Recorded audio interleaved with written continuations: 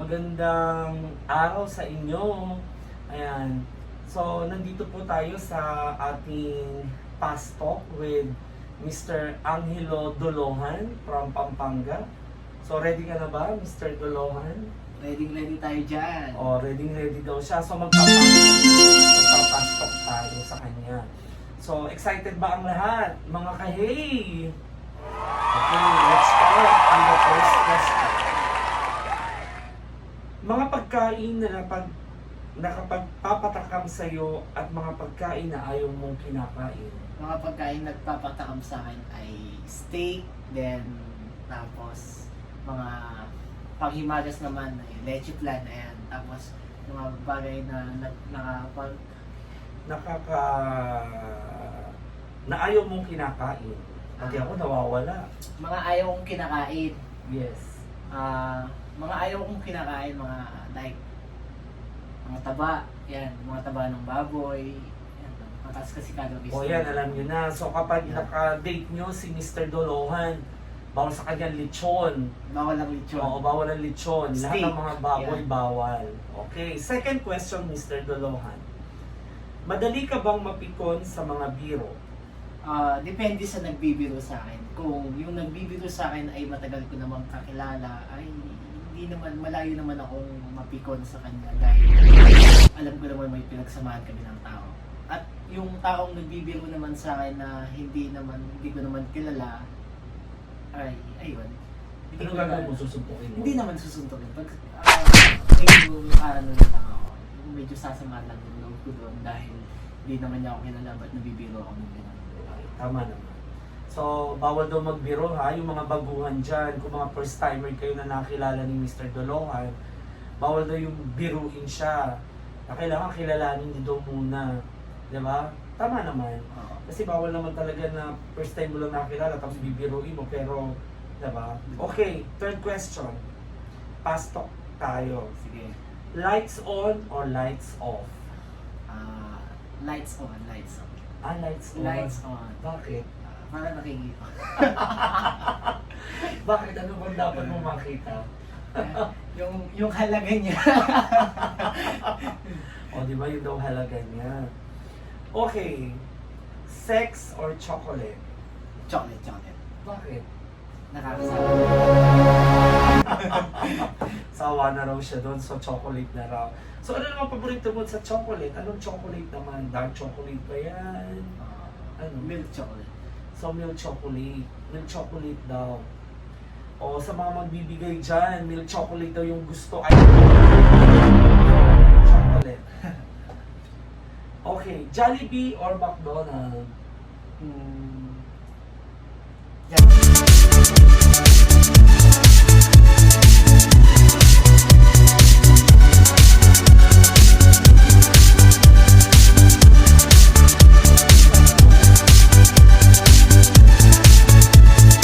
Hindi ko gaano taste yung pagkaka-fried niya, matigas ng konti.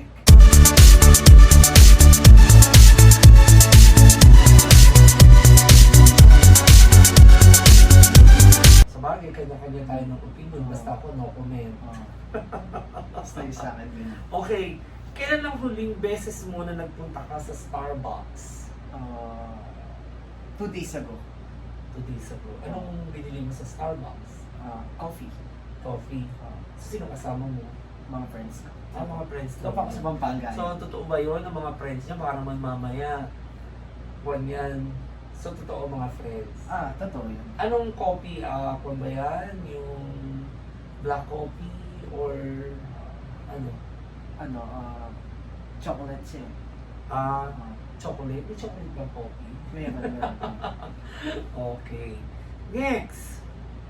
Bagay na meron sa loob ng bag mo na sa tingin mo wala sa bag ng ibang tao. O, di ba? Mga kakaibang tanong, di ba? Yung mga fast talk natin. kay Mr. Bagay na Dolohan. ano? Bagay namang na nasa bag mo na sa tingin mo ay wala sa bag ng ibang tao. Ano kaya yun? Wait lang.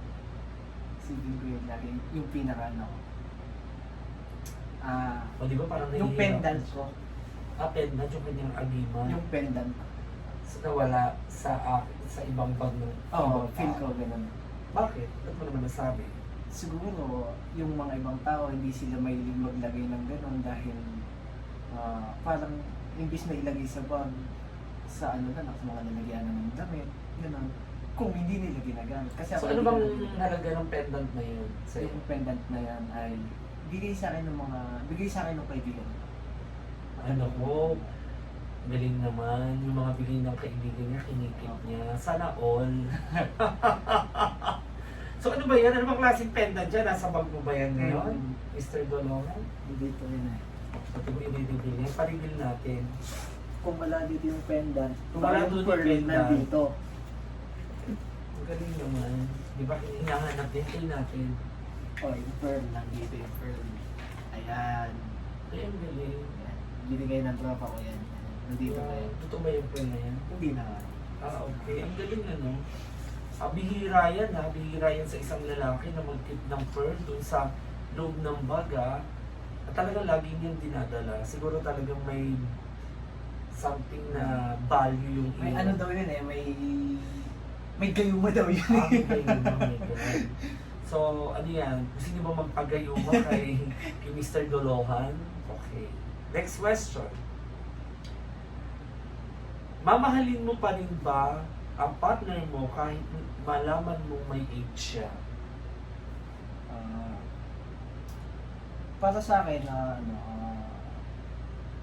mamahalin ko pa siya dahil hindi dun sa hindi ko kayang mahalin dahil may sakit siya. Kasi wala pa siyang ganon, minahal ko siya dahil may hindi lang sa pangakong yung halimbawa, nangako ako sa kanya, hindi lang yung dahil yung pinagsamahan namin. Ganon. Yun yung pinanghahawakan talaga namin. Ah, okay, di ba? Pero single po ako ngayon halimbawa lang po yun. Talagang may kwan, ano? May kwan pa siya. Ano yun? Anong tawag doon? May hirit pa siya. Talagang dinipensan niya. Di ba? Single pa raw daw siya hanggang ngayon. Okay. May tropa ka ba na miyembro ng LGBT? Marami akong tropang ganyan sa Pampanga. Yan. Madalas ko silang kasama. Minsan mga kapitbahay ko may nakakasama ko din doon dahil sa mga pageant ko, ganyan, sa mga laban ko doon, lagi din sila nanonood, ganyan. So, ka naman. Masaya silang kasama. Kuwelang kuwela, ganyan. Ah, okay. Diba, mahal niya yung mga LGBT. O, pabor ka ba sa death penalty? O, diba? Pabor ako dyan. Diba na to? Pabor ako dyan dahil politika. Para sa akin, pabor ako dyan dahil halimbawa, yung anak mo, ginahasa, kukulong lang, ilang taon, nakakalaya na yan. Iisipin nun, nakalaya ako, pwede akong gumawa ulit. Para sa akin kanya-kanya tayo ng opinion eh. Para sa akin lang naman. Ganun lang. Okay, di ba? Ang galing mo. Siya, by the way pala, si Mr. Dolohan ay isang criminology. Yeah. O, di ba? Talagang gusto niyang maging isang pulis. O, di ba? Tingnan mo naman yung sagot niya, pagdepensa niya doon sa siya, sa death penalty. Pero pabor ka. Pabor na pabor ako. Pabor na pabor, 100%. 100%. 100% siya. O, paano ba yan? Mr. President,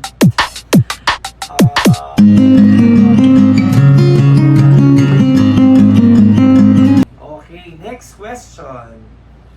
Kailan ka huling nagsimba at nagdasal? Nagsimba Oo. sa si mismong church. Yes. Hindi ako pala simba pero may paniniwala ako. Oh my God, hindi daw siya nagsisimba pero may paniniwala sa kailan ka huling nagdasal? Agad eh. Kanina. Okay, so Kanina daily sa ka. laban. So daily ka. Daily ka na nagdadasal. Okay. Pero, hindi ka yung palasimba na tao. Bakit? Yung sumisimba din naman po ako pero timing po kasi na madaming ginagawa tapos yung simbahan malapit lang sa amin kaya pag nagmimisa yung pare naririnig ko na din kahit sa bahay ganon pero yung mismo sa simbahan madalang na kami na doon. Okay, so dapat, Pero may paniniwala ako. so naniniwala siya, pero dapat talagang kailangan magsimba, di ba? Sabi nga nila, kailangan yung may time ka na magsimba with your family, hindi lahat, kahit halimbawa busy tayo, kailangan may time pa rin tayo, di ba? Yun naman yung sabi nila na kahit anong busy ka, di ba? At least dumaan ka man lang sa simbahan, masilip mo yung Ayun, sa loob. yung mga ganon, basta mapadaan ako, yan. Papadasal na lang ako. Ano, sa biyaya ko may madaan ng mga simbahan, yun. Dadasal na ako nun. Ganun. So yun siya. Okay. Nung siyempre nag-aaral ka, ano yung pinakahipong subject? Nag-aaral yung ka. mga panahon nag-aaral ako. Eh, siyempre nag-aaral ka pa rin naman ngayon na. Mathematics. Ang mathematics, bakit? Sakit sa ulo yun eh. Ang sakit ng sa ulo. Bakit? Hindi naman ako bobo sa math, pero Oo. napakadami niya talagang, napakadami niyang Oh. kailangan talagang intindihin din. Parang nahihirapan ako sa subject niya. Okay, ito yung pinakahuling question ko kung Mr. Dolohan. Medyo kailangan nito SPG. Past talk question, Tagalog na SPG. Medyo medyo sensitive. So please, patnubay na magulang ang kailangan. We